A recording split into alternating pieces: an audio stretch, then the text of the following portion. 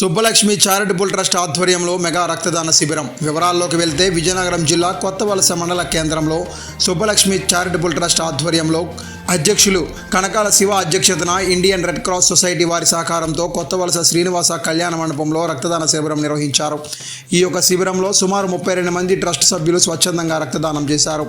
ఈ సందర్భంగా అధ్యక్షులు కనకాల శివ మాట్లాడుతూ రక్తం అందక అనేక మంది తలసేమియా చిన్నారులు, గర్భిణీ స్త్రీలు, ప్రమాద బాధితులు సమస్యలకు లోనవుతున్నారని, వీరందరికీ సహకరించుటకై యువత ఎల్లప్పుడూ చైతన్యంతో రక్తదానానికి ముందుకు రావాలని పిలుపునిచ్చారు.